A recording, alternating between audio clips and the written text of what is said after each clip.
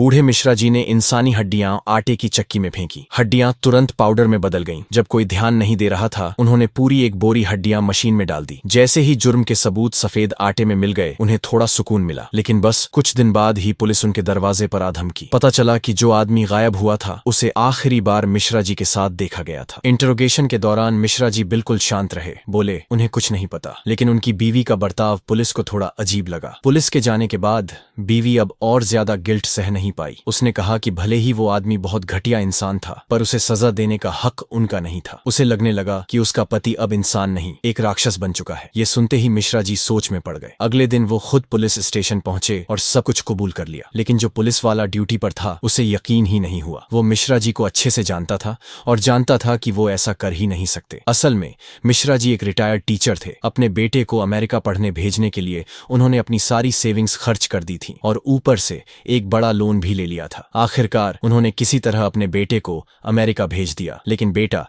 अपने माँ बाप की कुर्बानी को कभी समझ ही नहीं पाया। जब भी वो लोग उससे घर पैसे भेजने को कहते, वो गुस्से में फोन काट देता। उधर उधार देने वालों का प्रेशर अलग। बूढ़ा जोड़ा हर वक्त टेंशन में जी रहा था। एक दिन राज फिर से पैसे लेने आ गया। मिश्रा जी ने उसे ब्याज के पैसे तो दिए, लेकिन वो बहुत कम थे। राज ने कुछ नहीं कहा, बस एक औरत को खींचते हुए बेडरूम में ले गया। फिर अंदर से अजीब अजीब आवाजें आने लगीं, लेकिन मिश्रा जी और उनकी बीवी कुछ नहीं कर सके। जब राज चला गया तो देखा बेडरूम पूरी तरह से तहस नहस हो चुका था। मिश्रा जी अब और नहीं सह पाए और बेटे को फोन किया, लेकिन बेटे ने सिर्फ 5,000 युआन भेजने को कहा। अगले दिन मिश्रा जी बैंक से पैसे निकालने गए, लेकिन जैसे ही बाहर निकले, राज फिर से मिल गया। उसने मिश्रा जी की जेब से सारे पैसे छीन ली। जाते जाते राज ने जानबूझकर लड़ाई की एक्टिंग की और बोला कि उसकी कार खराब है, जरा धक्का लगा दो। इतनी मुसीबतों के बाद भी मिश्रा जी गरीब बच्चों को पढ़ाते थे। उसी दिन जब राज पैसे लेने आया, उसने एक लड़की को पढ़ते देखा। बिना वजह उसे पैसे दे दिए। मिश्रा जी को तुरंत समझ आ गया कि इसके मन में कुछ गलत है। उन्होंने पुलिस की मदद लेने की सोची, लेकिन जब पुलिस स्टेशन पहुंचे तो देखा कि राज वहीं अंदर बैठा हुआ है। लगता था पुलिस भी उसी के साथ मिली हुई है।